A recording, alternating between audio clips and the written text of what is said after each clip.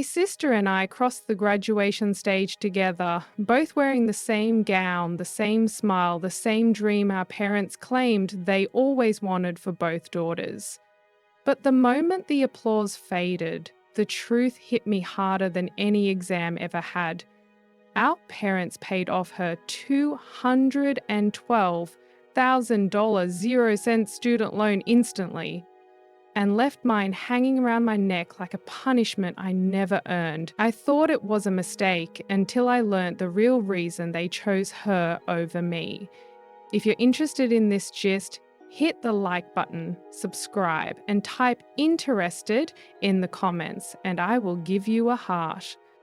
I always thought finishing medical school with my sister would be one of those once-in-a-lifetime moments that bonded us forever, the moment where the family cries in the audience, you step off stage, and for one brief second, everyone forgets the years of stress, rivalry, and silent comparison. That's what I expected. That's what I pictured, but reality has a talent for flipping your expectations upside down and handing you something so twisted, so insulting, that even your future self can still feel the sting. Graduation day was perfect on the surface. My sister Danielle and I stood shoulder to shoulder, caps tilted the same way, stethoscopes glinting under the lights like shining promises. People kept saying, "Your parents must be so proud. 2 daughters becoming doctors." And I believed they were. Why wouldn't I? I did everything right. I studied, sacrificed, pushed myself even when I thought I'd break. My student debt, just like hers, climbed past 200 grand. But I told myself it was worth it. After the ceremony, my parents took us to dinner at some upscale restaurant, a place where the cheapest dish needed a loan of its own. We ordered, we laughed, we took pictures, and for a moment I felt like I truly belonged. Like I wasn't the second choice, the backup daughter, the filler in family photos. Then, right before dessert, my father cleared his throat with the same energy people use before dropping a bomb. "Girls," he said, smiling too wide, "your mother and I have a special gift for this milestone." I remember my chest warming with hope. Maybe they planned something big, maybe a small home, maybe a car, maybe even helping with, yes, the loans. I wasn't expecting anything, really, but hope doesn't ask for permission, it just shows up. My mum reached into her purse, pulled out 2 envelopes and handed one to each of us. My pulse jumped. Danielle tore hers open immediately, her eyes widening, her jaw dropping. "Oh my God," she gasped. "You guys, you didn't..." My dad gave a proud nod. "Paid in full, every dollar of your student loans. You deserve to start life without that weight." She covered her mouth, tears forming instantly. Everyone clapped, everyone celebrated, no one looked at me. My hands started shaking as I opened my envelope. A part of me already knew. Intuition is cruel like that. The envelope was light, too light. Inside was a card that read, "We're so proud of you. Congratulations on this huge achievement." No check, no receipt, no loan confirmation, and absolutely no explanation. It felt like the entire restaurant froze. My throat tightened. My cheeks burned. My mother looked at me with that soft, rehearsed smile that people give when they don't want to see the damage they caused. "Sweetheart," she said gently, "we know you're responsible. We trust you'll handle your own finances well." I stared at her. "But Danielle and I are in the same position." "Well," my father said, chuckling awkwardly, "Danielle's situation is a bit different." "How?" I asked. "She's the youngest," he replied, as if that made any sense. "And she'll eventually take over the family practice. It made more sense to invest in her future." Invest? That word hit me like a blow to the chest. Danielle tried to say something, but my mother placed a hand on her arm, warning her to stay quiet. My parents didn't just help her, they freed her. They gave her a life without weight, without interest rates, without the crushing anxiety of owing your future before it even begins. And me? They handed me a pat on the back and a reminder that in this family, love was distributed like inheritance, strategically, selectively, conditionally. I didn't cry at the table. I didn't scream. I didn't even argue. I just sat there, burning from the inside, trying to swallow the humiliation while everyone pretended nothing was wrong. When dessert arrived, I couldn't taste it. By the time we took the family picture, my smile felt like it was carved into my face with a knife. That night, when I got home, I stared at my loan statement. $211,843.27. Every digit felt like a betrayal. I kept replaying my father's words. It made more sense to invest in her. So what was I then? A bad investment? A liability? A daughter who didn't pay off? I didn't sleep. Instead, I made a decision, one that would shape the next year of my life. If they weren't investing in me, I'd invest in myself. I took the hardest residency position I could find. I worked overtime, sometimes double shifts, sometimes so exhausted I'd fall asleep still wearing my scrubs. I became the doctor no one could ignore, the one who showed up early, stayed late, handled the cases others avoided. While Danielle started in our father's cushy private clinic, posting brunch photos on weekends, I was stitching wounds at 3 a.m., holding hands of patients with no family, learning medicine the raw, painful, real way. And yet, every time my paycheck hit and half of it evaporated into loans, I felt that dinner replay in my mind. But here's the part no one saw coming. 1 year later, the hospital held a massive recruitment event for new specialists, one that attracted doctors from everywhere, including private practices, including my parents' clinic, including my sister. And guess who was chosen as the lead physician responsible for interviewing the incoming applicants? Me. I didn't ask for the power. I didn't flaunt it. But when I saw Danielle's name on the list, my heart stopped. Because I knew. Life wasn't finished with its plot twists yet, and what happened in that interview room would change everything they thought they knew about value, loyalty, and the daughter they overlooked. When I saw her name printed on that interview roster, something inside me shifted. Not anger, not revenge, but a strange, calm clarity.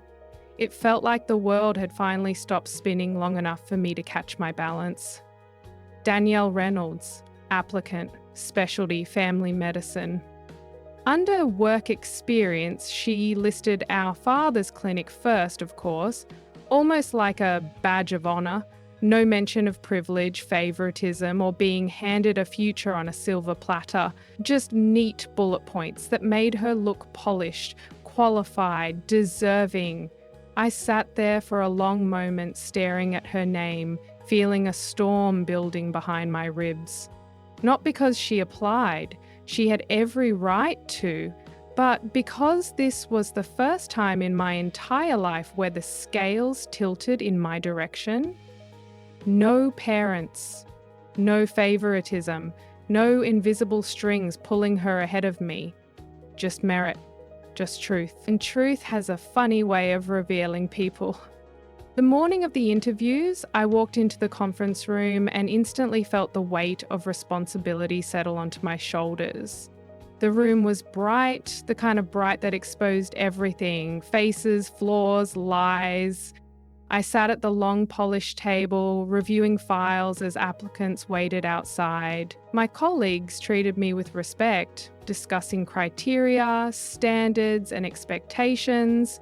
For the first time, I wasn't someone's daughter, someone's backup plan, someone's shadow. I was the doctor others deferred to. Halfway through the day, I heard a familiar laugh, Light, sweet, rehearsed. Danielle. She entered the room with the confidence of someone who had never heard the word no. Her hair was perfectly curled, her white coat spotless, her smile bright. "Hi," she said, as if we were grabbing brunch instead of sitting across a professional divide neither of us expected. "Wow, you look so official. They picked you to lead these interviews?" I smiled politely, hiding the sting. "Yes, have a seat." She sat across from me, crossing her legs, adjusting her coat. "Mum and Dad said you've been working crazy hours. I keep telling them you need to slow down. You're going to burn out." I held my pen still. "And you? How's the clinic?" "Great. Well, mostly. Dad's been stressed. You know how he is.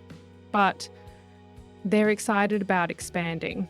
That's why I'm applying here, so I can get hospital privileges and help with the new practice. So that's what's their plan. Build her up, build their legacy, and leave me out of the picture again."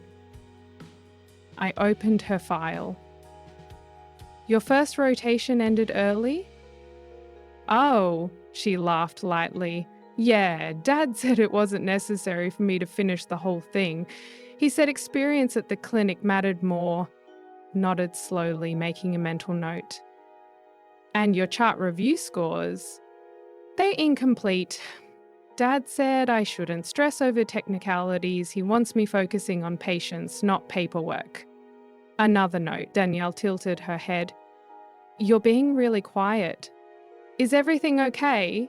I looked her straight in the eyes. "This is an interview, Danielle, not a catch-up session." Something flickered in her expression. Confusion first, then a faint shadow of doubt. "Right, of course." I continued reading. "You've only completed one minor surgery?" "Well, yes," she said, uncomfortable now. "Dad said I didn't need to rush. I'll learn everything once I'm officially part of the hospital."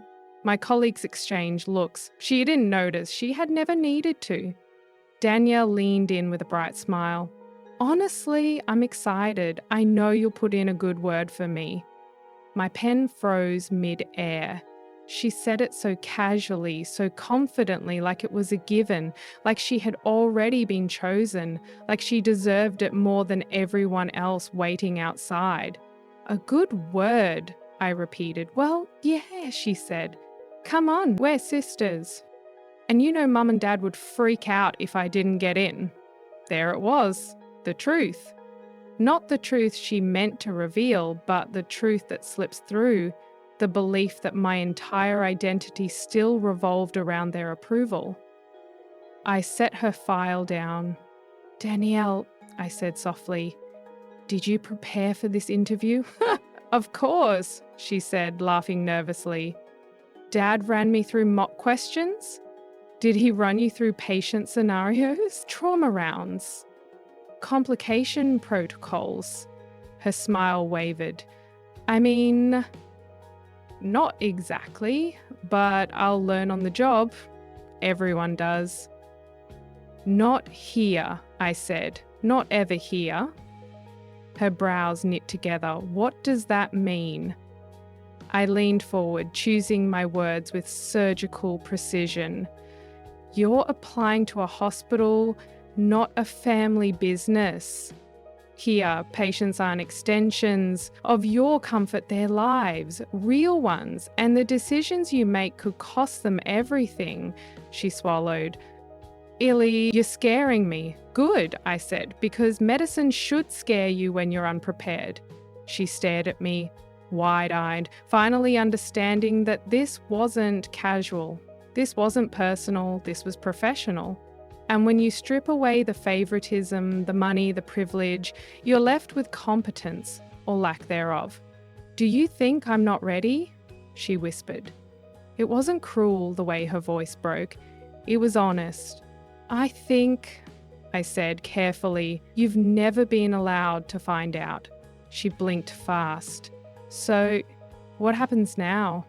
I closed her file gently. "Now? The same thing that happens to every applicant. You'll be evaluated based on your merit, your skill, your readiness. Her lip trembled. But what if I'm not? Then you'll learn, I said. The right way, the real way. The room was silent, heavy, necessary. Danielle took a shaky breath. Eli, are you going to fail me? I shook my head. I'm going to be fair. A tear slipped down her cheek. That's worse. She wasn't wrong.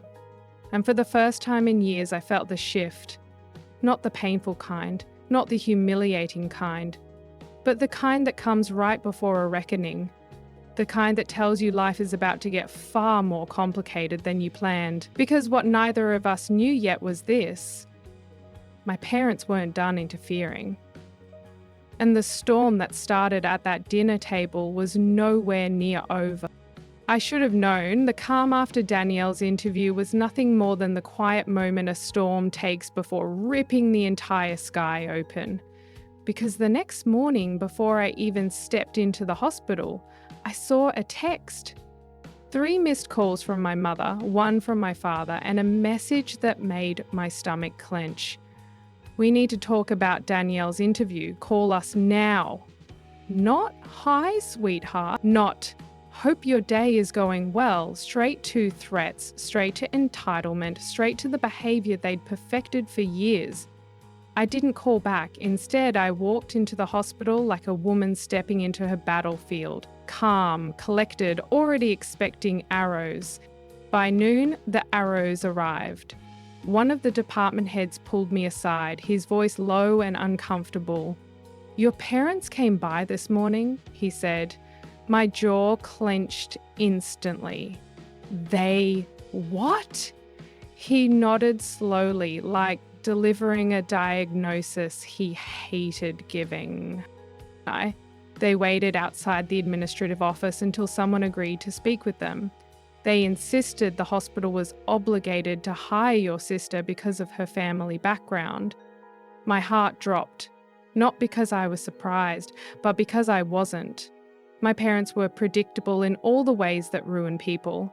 What did they say exactly? I asked, my voice steady even though everything under my skin was shaking. He hesitated. They suggested you were biased, that you were trying to sabotage your sister's future out of jealousy. I felt the ground shift under me. Jealousy? I repeated. Of what? He sighed. They said Danielle was always the more dedicated one, that you've always been difficult and hiring decisions should reflect the family's reputation, not your personal grievances. For a moment, I forgot how to breathe. I had heard variations of that sentence my entire life, but hearing it spoken by someone outside the family, someone neutral, someone who didn't owe us anything, made the truth louder and sharper. My parents weren't just biased, they were willing to degrade me publicly to protect Danielle. And suddenly I understood something. This wasn't about loans. This wasn't even about careers. This was about narrative, the one they'd been constructing since childhood. Danielle, the perfect daughter. Me, the daughter who should have been grateful she wasn't forgotten entirely. Thank you for telling me, I said, swallowing the heat clawing up my throat. We'll handle this professionally? He nodded. We're not going to let personal pressure affect our decision. But you should be aware, your parents also questioned your emotional stability as a department lead. That one almost drew a laugh out of me, my parents questioning my emotional stability. The same people who punish me for crying as a kid because weakness embarrasses the family? The same people who humiliated me at graduation and expected me to smile? But I didn't laugh. I just thanked him and walked away because I needed space before the anger leaked out in a way I couldn't control. I found that space in an empty break room where I sat alone, gripping the edge of the table until my knuckles went white. I replayed every word, every tone, every accusation, and it felt like my childhood was being projected on the walls around me. I remembered being 10 when Danielle spilled juice on the dining room carpet and I got blamed because you're older, you should have stopped her. I remembered being 15, scoring higher on a test than her, and hearing my father say, "Don't gloat, it's not attractive." I remembered being 20, working 2 part-time jobs during undergrad while Danielle worked none, and my mum saying it's harder for the youngest. And now at 29, they were still rewriting the story to make me the villain and Danielle the victim. But the thing about being cast as the villain is this: you eventually grow comfortable holding the script. And once you hold the script, you get to change the ending. That afternoon, we held the final evaluation meeting for all the applicants. It was a long discussion, fair, professional, meticulous. When we got to Danielle's file, everyone in the room went quiet. They knew the politics, they knew the pressure, they also knew the truth. One of the senior physicians spoke first. Her academic performance is average. Her clinical hours are incomplete, her procedures list is minimal. Another added, "She's earnest, but she's not ready. Not yet." There it was. The truth. The thing my parents spent years trying to smother under privilege and excuses. Then they looked at me, waiting, watching, wondering what I would do. I took a breath. "Danielle is capable," I said, "but she hasn't been challenged. Her training lacks structure. Her rotations were inconsistent. She's not prepared for the demands of this facility, and if she enters under these conditions, we put patients at risk." The room stayed silent for a long moment. Then the head of hiring said, "So your recommendation is?" I met his gaze. "My recommendation is that she should not be offered a position at this time." The vote was unanimous. And just like that, Danielle's application was rejected. Fairly, professionally, but I knew the storm my parents were about to unleash. I felt it in my bones. That evening, I found them waiting outside my apartment. No warning, no courtesy, just fury disguised as concern. "How dare you?" my mother hissed the moment I opened the door. "How could you humiliate your own sister like that?" My father was worse, silent, jaw tight, eyes burning with the same cold authority he used when I was a child. "Fix this," he said through clenched teeth. "Fix it now." And in that moment, standing in my own doorway, I realized something that made my skin prickle. They didn't come to defend Danielle. They came to control me, because for the first time in my life, I wasn't under their power. And nothing terrifies controlling parents more than a daughter who finally learns she doesn't owe them obedience. My parents didn't even wait to get inside before launching into their attack. They walked into my apartment like they still owned every room I ever lived in, every breath I ever took. My mother stood in front of me, shaking with righteous fury, while my father paced like a man planning a war strategy. "You sabotaged your sister," my mother snapped. "You embarrassed our entire family." I closed the door calmly behind them. Nobody sabotaged anyone. Her application didn't meet the requirements. "Requirements?" my father barked. "You know how this works? Medicine is as much about connections as skill. You were supposed to support her, not judge her. Judge her. Not support, not mentor, judge." As if professionalism was a betrayal, as if fairness was a sin. My mother jabbed a finger toward my chest. "After everything we did for you." I almost laughed. "Everything you did? You paid off her loans and left me drowning. We trusted you," she shot back. "You were the responsible one." Then why wasn't I worth investing in? I asked. My mother flinched. My father didn't. You always managed on your own, he said. She didn't. Exactly, I replied. She didn't because you never let her. You trained her to depend on privilege instead of skill. My father's jaw tightened. Watch your tone. There it was again. That command. The one he used when I was a kid and dared to question him. But I wasn't that kid anymore. No, I said, you watch yours. Because this is my home, my job, my decision. Something you don't control. My mother gasped like I'd slapped her. You're ungrateful. I exhaled slowly because the word didn't hurt. It just confirmed what I'd always known. In their world, gratitude meant obedience. Nobody is entitled to a medical position, I said. Not even Danielle. And frankly, she isn't ready. My father stepped closer.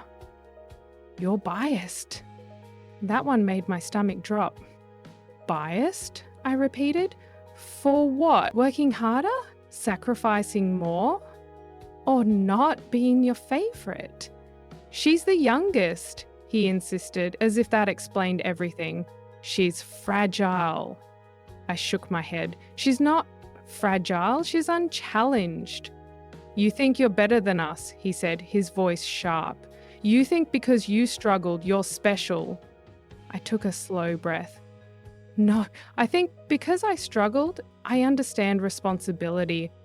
Something you've allowed her to avoid her entire life. My mother started crying, not sad tears, but manipulative ones, meant to guilt me back into submission. But guilt only works on the person you used to be, not the person you became in spite of it. You're destroying this family, she whispered. No, I said quietly. The family destroyed itself the day you decided fairness only applied when it benefited you. My father's face darkened. If Danielle doesn't get that job, the clinic expansion is at risk. And there it was, the truth behind the truth. This isn't about her future, I said slowly. It's about your business. My father didn't speak. My mother didn't deny it. For the first time, the hierarchy cracked. Because I wasn't arguing with parents who loved their children equally. I was arguing with people who saw their daughters as long-term strategic assets. I stepped aside and opened the door. You both need to leave. My mother recoiled. You're kicking us out? I'm setting a boundary, I said. Something you never taught me. If you walk away from us, my father warned, don't expect us to come back. I didn't expect you to support me, I replied. Why would I expect you to stay? They left in silence. It wasn't peaceful. It was the kind of silence that drags behind somebody like a tail of smoke after a fire. I locked the door, leaned against it, and felt something heavy crack open in my chest. I wasn't sad. I wasn't relieved. I was free. And freedom is loud when you've never heard it before. That night, Danielle called. I almost didn't answer, but something in me needed to hear her voice, needed to understand whether she knew about their stunt at the hospital. When I picked up, she sounded off, her voice tight, fragile, smaller than I expected. They told me what happened, she said quietly. Of course they did, I replied. Did they tell you they barged into my workplace? They were trying to help me, she said, but the confidence in her voice cracked. They said you made them look foolish. I didn't make them look anything, I said. They did that themselves. Then her voice softened. Eli, did you really think I wasn't ready? I closed my eyes. This was the moment I dreaded, not rejection, not conflict, but this. Breaking the illusion she'd lived under her entire life. I think you're capable, I said gently, but you're undertrained? And if I put you in that environment, you'd be overwhelmed. And that's not fair to you or your patients." She was silent for a long time. Then she whispered, "Nobody's ever said that to me." "That's the problem," I said. "Nobody ever challenged you." "So what do I do now?" she asked. "You start over," I said. "You build real experience. You take the rotations seriously. You earn the position next time." Her voice broke again. "I'm scared." "Good," I said softly. "Fear means you finally understand what's at stake." She sniffed. "What about Mum and Dad?" I sighed. "They're angry I didn't play along." "They'll calm down," she said timidly. "No," I replied. "They'll escalate." I didn't say it to be dramatic. I said it because I could already feel the next wave coming. And I was right, because 3 days later, I received an email from hospital administration requesting an urgent meeting regarding allegations of professional misconduct. My parents weren't calming down. They were preparing for war, and they were willing to sacrifice their own daughter to win it. Their email sat on my screen like a venomous snake, quiet, coiled, waiting to strike. Urgent. Meeting requested regarding allegations of professional misconduct. Misconduct. They use that word deliberately, strategically, viciously. They didn't accuse me of bias. They accused me of something that could cost me my license, my livelihood, my reputation, my entire career. And I knew instantly who planted the seed. My parents hadn't calmed down. They'd simply upgraded their tactics. I stared at the email long enough to feel my pulse hammer through my skull. Then I took a slow breath, grabbed my coat, and walked to the administrative wing with the same calm you see in people right before they do something irreversible. When I entered the boardroom, 3 department heads sat waiting, along with the hospital's legal advisor. No one looked angry, just concerned. And somehow that felt worse. "Thank you for coming," the HR director said. "We've received a formal complaint claiming you acted with prejudice during the applicant interviews." I didn't flinch. "From whom?" I asked. "The complainant requested anonymity," she replied. "However, they provided documentation stating you sabotaged your sister's application due to unresolved family issues." I almost laughed, not because it was funny, but because it was pathetic. My parents hadn't even tried to disguise the motive. The HR director slid a folder toward me. Inside were printed screenshots of text messages, supposedly between me and one of the medical staff. But the messages were doctored. The timestamp formatting was wrong, the grammar was wrong, the tone wasn't mine. "You expect me to believe I wrote these?" I asked. "Someone clearly fabricated them." "We're aware they're suspicious," the legal advisor said, "which is why we haven't taken disciplinary action. But we need an explanation." I exhaled slowly. My parents submitted this. They're angry Danielle wasn't hired. They've gone to extreme lengths to manipulate the situation. The room stayed quiet. Finally, the department head leaned forward. "You've been exemplary since joining this hospital.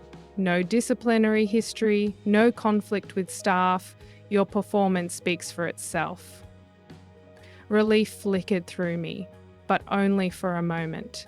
Because then she added, "However, we must proceed with caution. Conflicts involving family can escalate, and this complaint may not be the last." He wasn't wrong. My parents weren't the give-up type, they were the scorched earth type. "There's more," HR said. "Your father contacted the board directly, claiming you're unfit to lead due to emotional instability rooted in childhood behavioural issues." I felt something deep inside me snap.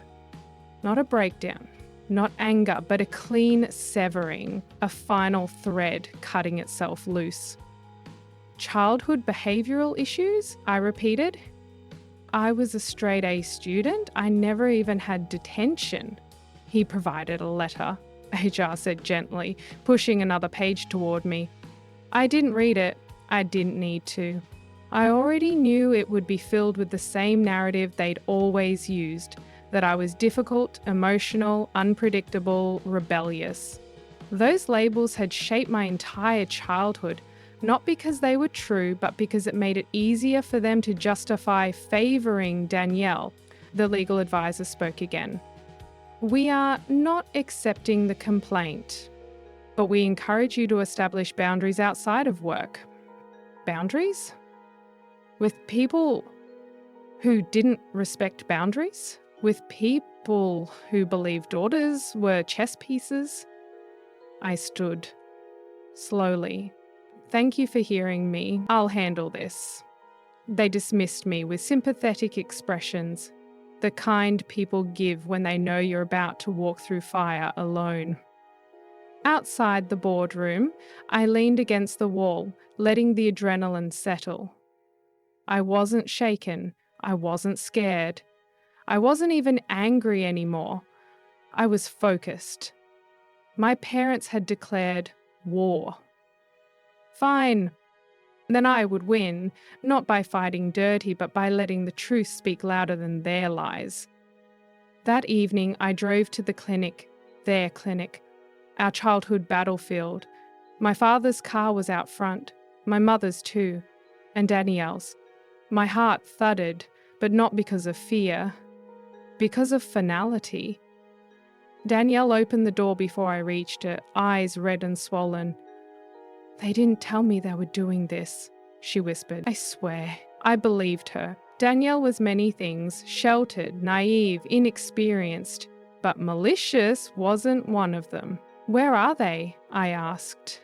She stepped aside, revealing my parents, waiting inside like judges about to deliver a sentence. My father crossed his arms. You caused this, he said coldly. If you had hired your sister, none of this would have happened. So you submitted fake messages? I asked. Lied to the board? Called my workplace and told them I was unstable? My mother snapped. We did what we had to do to protect Danielle. Protect her from what? I demanded. Consequences? Accountability? Reality? My father slammed his hand against the counter. We built this family. You don't get to ruin it. I stepped forward, unflinching. I'm not ruining anything. I'm exposing it.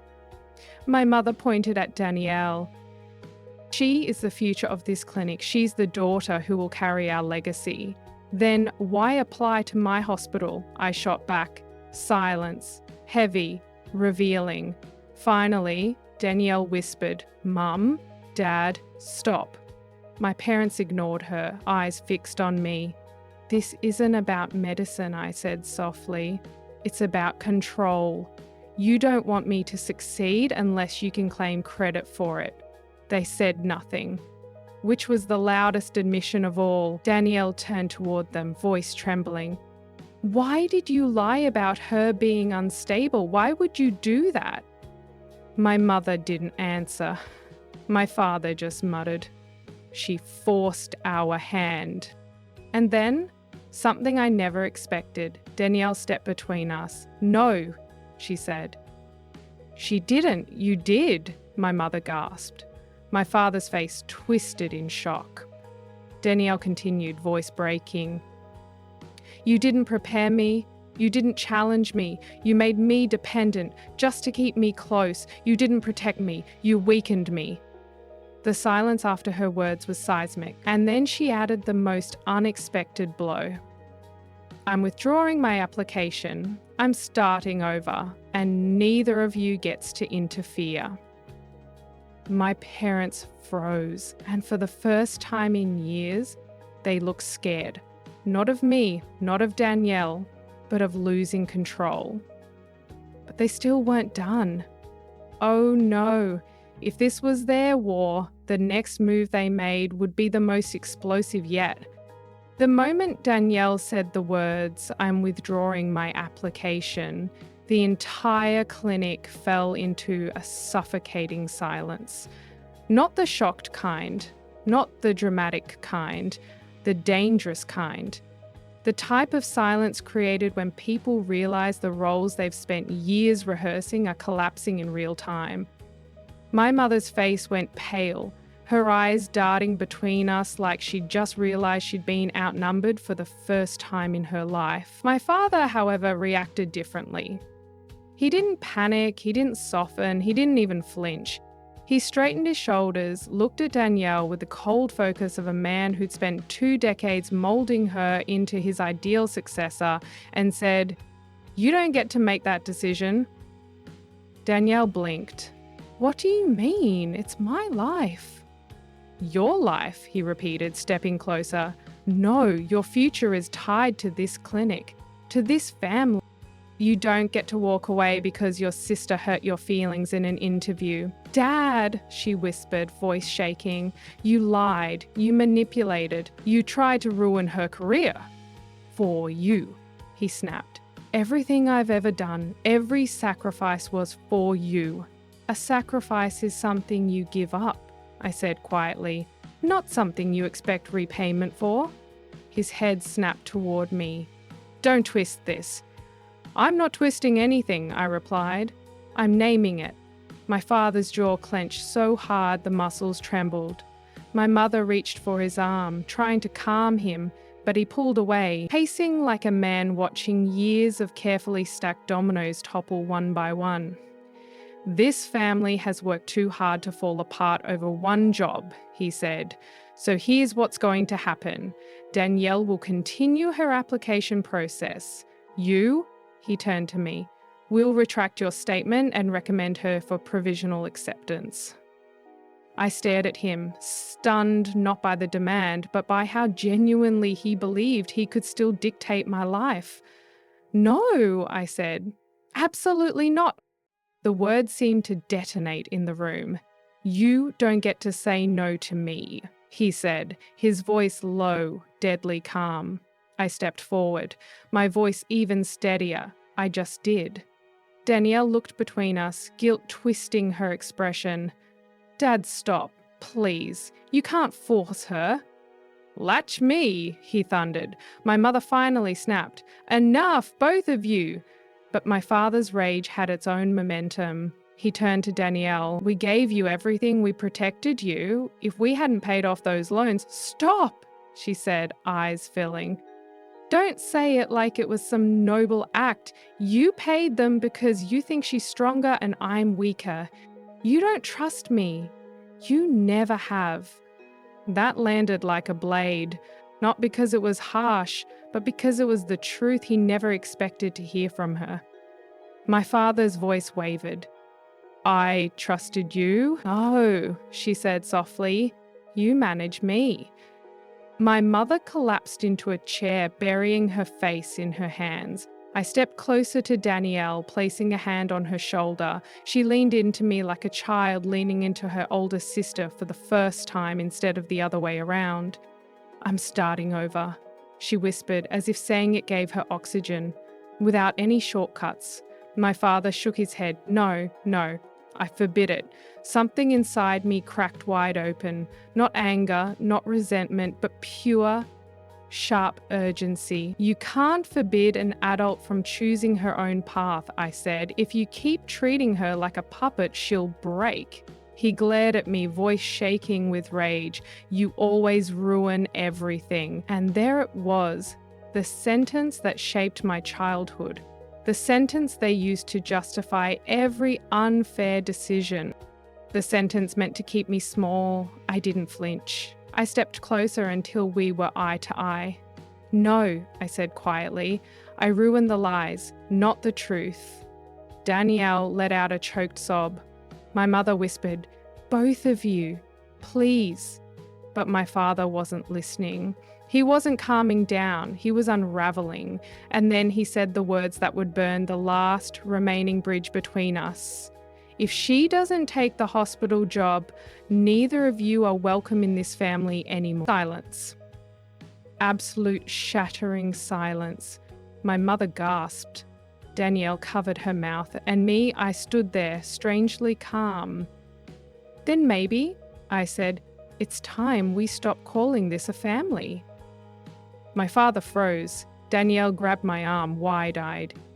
Eli. No, I said, gently peeling her hand away. He needs to hear this. I faced him directly. Family isn't ownership. Family isn't control. Family isn't using love as a leash. My voice softened. Family is accountability, and you don't know how to handle that. His eyes finally broke, not with tears, but with something close to fear. Not fear of losing us, fear of losing power. My mother sobbed, please, please don't do this. But it wasn't me doing anything. It was the truth forcing its way into a space where it had never been allowed. I turned to Danielle. You're free, really free. You don't need their approval. You don't need their money. And you don't need a title to prove your worth. She nodded slowly, tears streaming down her face. What happens now? Now, I said gently. We start over, on our own terms. Danielle grabbed my hand like a lifeline. My parents stared at us, one broken by realization, the other hardened by pride. And for the first time in my life, I walked out of that clinic with my head high, my sister beside me, and no guilt weighing down my steps. But as the door closed behind us, I felt something shift. Something big. Something explosive. Because families like mine never accept defeat quietly. And I knew the next move they made wouldn't be a retreat. It would be retaliation. The next 48 hours felt like walking through a quiet neighborhood, knowing a wildfire was crawling toward you from behind the hills. Everything looked normal on the surface. Sunlight, traffic, morning coffee. But the air carried a weight that whispered, they're not done. My parents had lost control, and people who rely on control don't sulk, they scheme. And I could feel the scheme tightening like a noose. On the third morning, it snapped. I was halfway through reviewing patient charts when the hospital administrator called. Not emailed, not messaged, called. Dr. Reynolds, can you come to my office? It's urgent. The word urgent carried the same chill it had in that first misconduct email. I set down my tablet and walked, each step heavy with the familiarity of déjà vu. When I entered her office, the air felt different, tense, cautious, waiting. 2 HR reps were there, the legal advisor, and someone I did not expect to see, a representative from the state medical board. My heartbeat stumbled. Please, the administrator said, gesturing to a seat, take a moment before we begin. Begin? Begin what? The board rep cleared his throat. We received an anonymous complaint regarding your medical conduct. The room tilted. Another one? I asked. Yes, he said. Several, actually. Several. My lungs tightened. They allege serious negligence, disregard for patient safety, and an incident involving medication mismanagement that never happened, I said instantly. We know, the administrator said. Your record is spotless, but the volume of allegations requires us to investigate. What volume? I demanded. The legal advisor slid a folder toward me. Inside were printed emails, dozens, sent from different accounts, different names, different timestamps.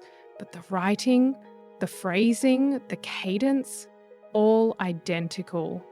All lies, all crafted by the same person. My parents did this, I said, my voice razor thin. They're escalating their harassment because my sister wasn't hired.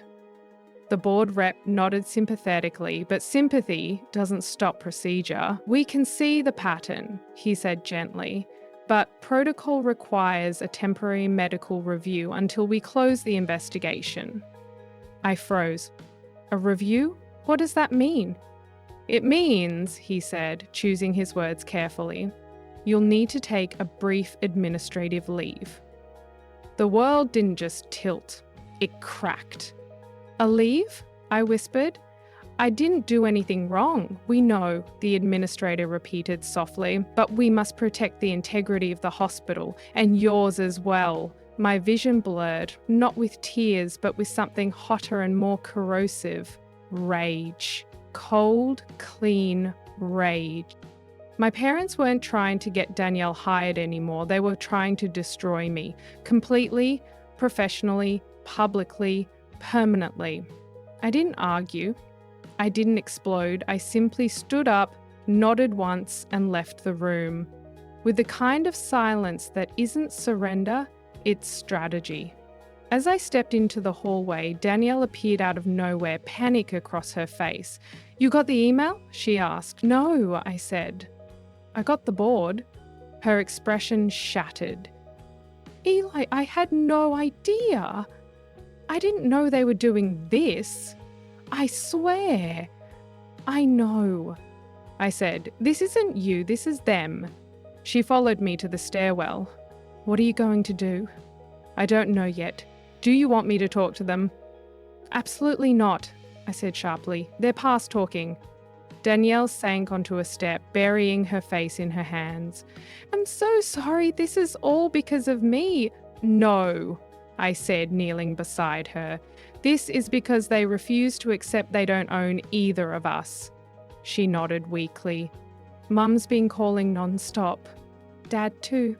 They said you were lashing out and ruining the family. I laughed. A bitter, humorless sound. I told you. They'll rewrite any story to protect their pride. I told them to stop, she whispered. I begged them. But Dad said if I keep siding with you, I'll lose everything they planned for me. I froze. He said that? She nodded, tears slipping down her cheeks. They're threatening to cut me off. Financially, emotionally, everything. I inhaled sharply. Danielle, listen to me. I lifted her chin so she'd look straight into my eyes. You're stronger than they think, stronger than they raise you to be. You don't need their money or their approval to build a real career. But what if I fail? She choked. Then fail, I said. Fail forward. Fail honestly. Fail without someone handing you the answers. She nodded slowly, trembling. What about you? Me? I stood. I'm going to solve this. I didn't know how yet. But I knew one thing with violent clarity. My parents had underestimated the one person they spent years telling was too independent, too stubborn, too difficult.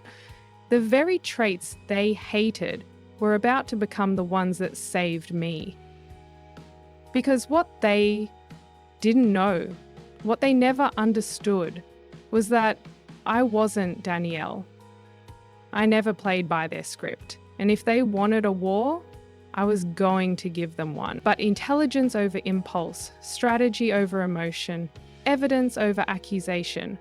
I spent that afternoon gathering records, logs, patient reviews, supervisor evaluations, everything clearing my name.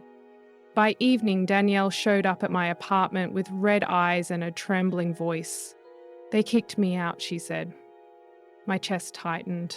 What? Dad told me if I was choosing you, I couldn't stay home.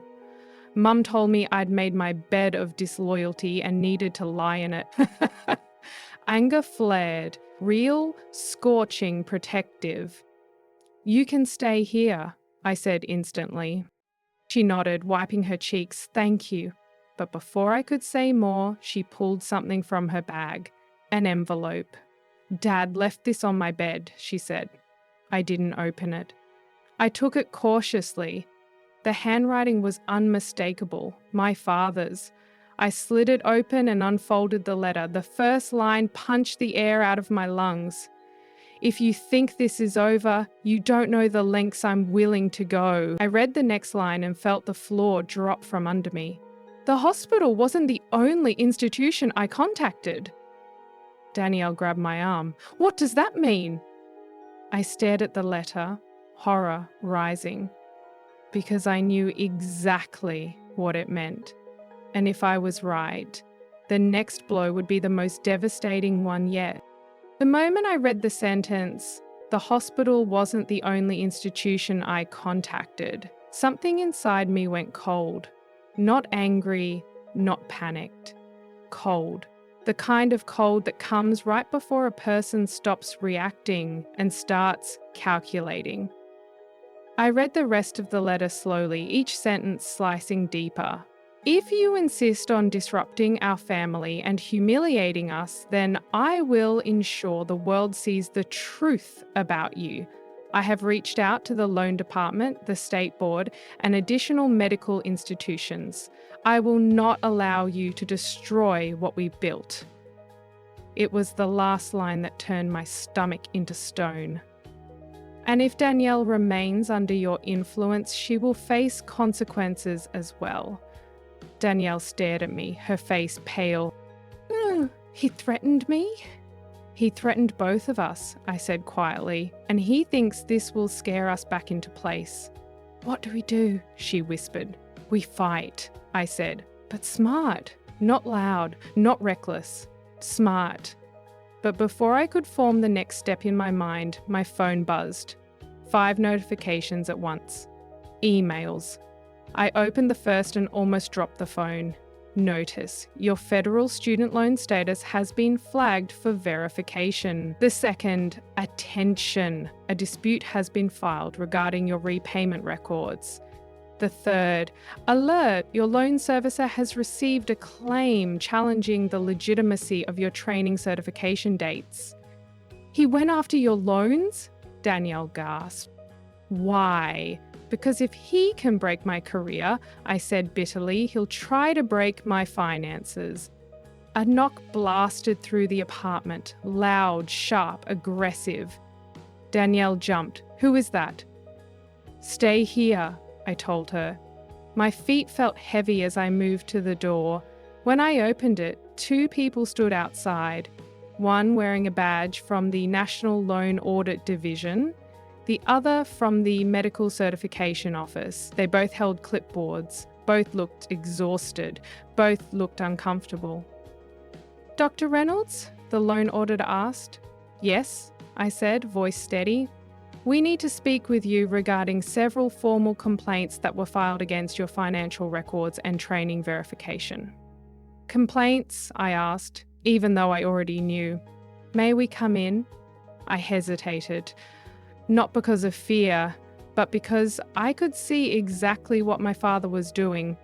He wasn't just destroying my career, he was building a case, not a legal one, a psychological one, the kind that paints me as unstable, irresponsible, dishonest, the kind that sticks. Even without evidence. You can sit at the table, I said, stepping aside. Danielle looked at them, then at me, terrified. I gave her a small nod. Stay calm. They sat, politely, professionally, and then the questions began. Have you submitted falsified financial records at any point? No. Were you aware of discrepancies in your pay statements during residency? There are no discrepancies. Did anyone else have access to your loan account? Only my parents, I said. The auditors exchanged a look. Why your parents? Because they were listed as backup contacts when I was 18, I said. I didn't remove them until after medical school. They wrote that down.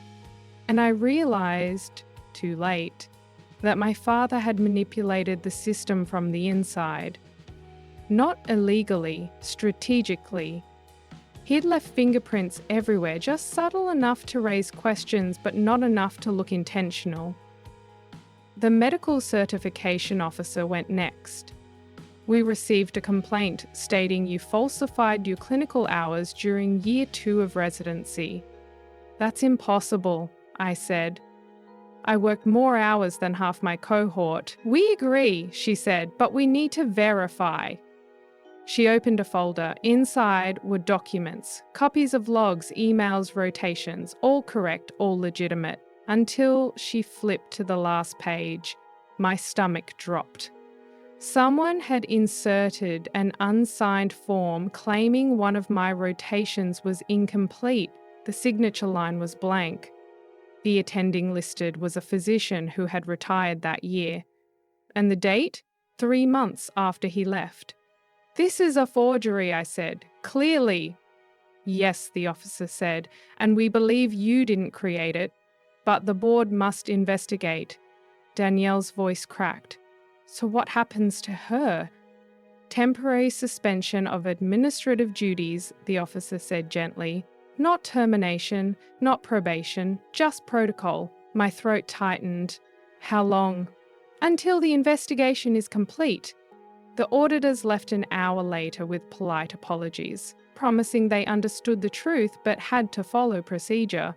When the door finally closed behind them, Danielle sank to the floor. "He's ruining you." I didn't answer. My mind was too loud, calculating, connecting dots, seeing the structure of my father's plan. He wasn't impulsive, he wasn't sloppy. He was strategic, he was methodical, and he'd been setting this up long before Danielle's interview. "Why?" Danielle cried. "Why would he do this to his own daughter? To us?" I sat on the couch slowly, like my bones were made of concrete. Because losing control scares him more than losing his daughters. "But he loves us," she said weakly. "He loves the version of us he built," I corrected. "Not the real us." She covered her face. "What are you going to do? What if they suspend you completely?" "They won't," I said, "because we'll prove everything." She wiped her tears. "How?" "With what he forgot," I said. "The one thing he's been blind to our entire lives." "What?" Danielle whispered. I looked at her, really looked at her. "You?" She blinked. "Me?" "You're the witness," I said. "You saw the lies. You saw the manipulation. You saw the sabotage. And most importantly, you saw them threaten you." For the first time, strength flickered in her expression. "So, we tell the truth?" "Not just the truth," I said, standing.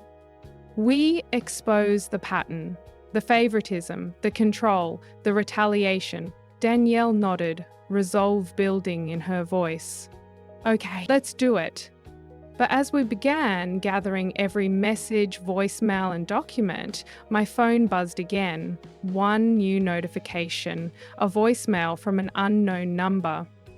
I pressed play. My father's voice filled the room, cold, steady, terrifyingly calm.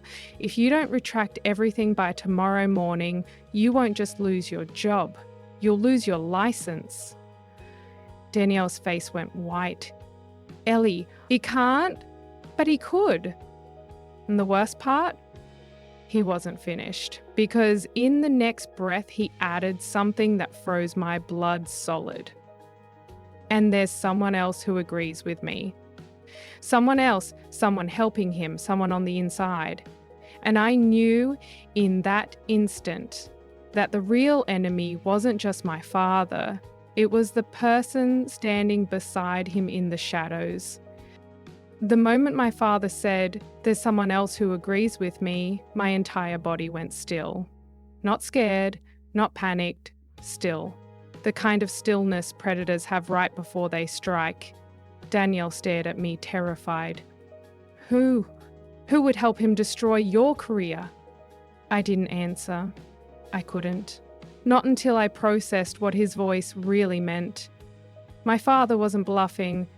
Whoever this someone else was, they had access, influence, power.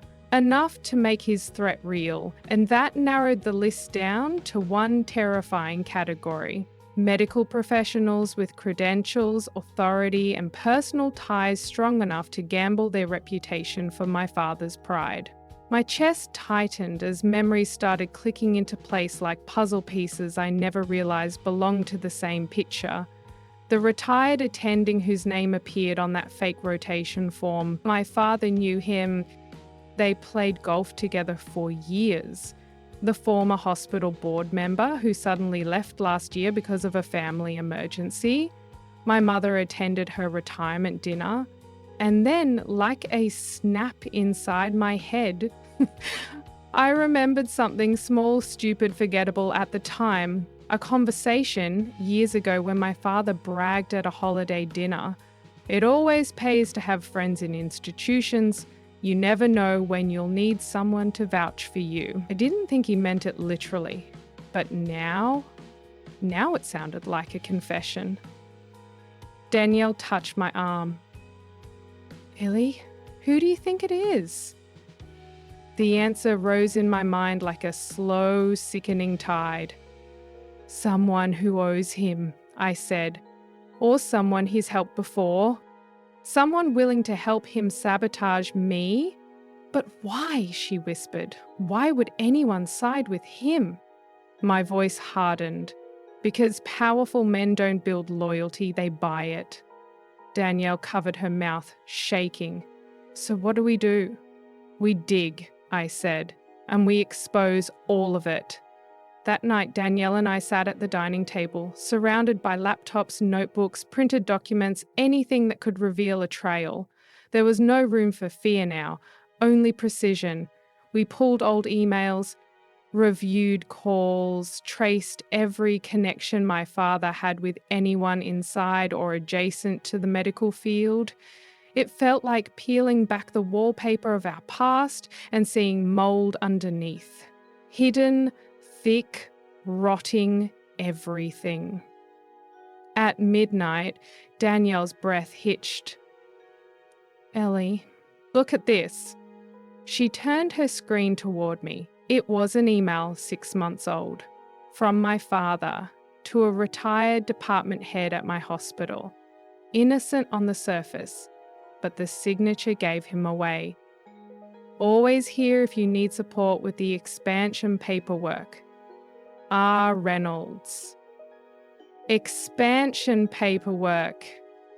My father wasn't offering help out of goodwill. He was leveraging connections. This is him, I whispered. This is the person helping him. Danielle's voice broke. He's using your career as leverage for his business? He's always seen my career as leverage, I said. He never saw it as mine. There it was, the final puzzle piece. Not personal, not emotional, strategic. My father wasn't trying to hurt me, he was trying to control me. And when control was impossible, destruction was the next best option. At 1:13 a.m., I gathered every file we'd compiled and created a single devastating report. A timeline of manipulation, favoritism, forged documents, interference, and identifiable connections.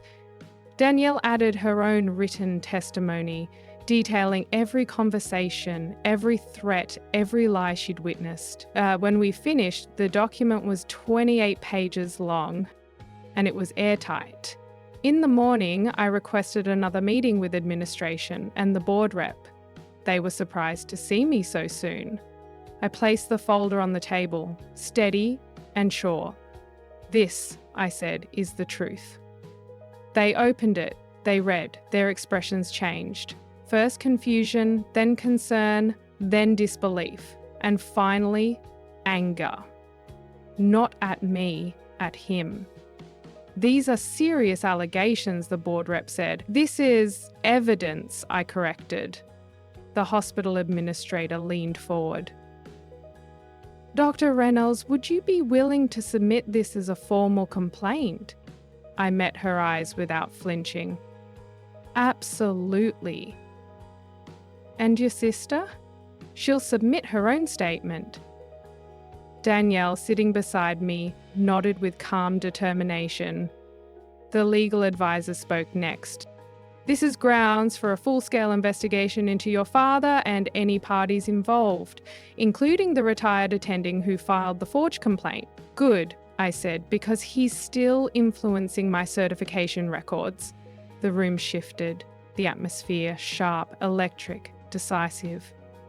Dr. Reynolds, the administrator said carefully, you have our full support. And for the first time in weeks, I felt something like oxygen filling my lungs. Real oxygen, clean, uncontaminated. When Danielle and I walked out of the building, she let out a long, shaking breath. Do you think they'll go after him? No, I said. They'll go after the truth, but the truth doesn't always wait politely to be discovered. Sometimes it leaps out. And that night it did. My phone buzzed. A message from an unknown number. A video. I clicked it and nearly collapsed. It was footage from inside my father's clinic office. Him, the retired attending, their voices clear, undeniable. Did you submit it? My father asked. Yes, the attending said. If the board believes she faked her hours, they'll suspend her. Good, my father said. She needs to learn her place. Danielle gasped behind me. Someone recorded them. Someone, I whispered, who's on our side. We didn't know who sent it. We still don't. But that didn't matter. What mattered was this. The moment that video hit the board, the entire house of cards my parents built began to collapse. The next morning, the board launched an emergency inquiry. The forged documents, the harassment, the threats, the collusion, it all unraveled. And my father's perfect reputation cracked like glass under a hammer. Later that afternoon, he showed up at my apartment. Eyes wild, face grey, a man who finally realised the monster he built had devoured him instead. Eli, he whispered, voice broken. Please, I need your help. I stared at him. This man who tried to erase me and felt nothing but clarity. Not hate, not vengeance, just the truth he spent my entire life avoiding. No, I said, you need accountability. Danielle stood beside me, no longer trembling, strong, steady, free, and for the first time ever, he had no power left. Because the daughter he underestimated and the daughter he sheltered just ended the war together.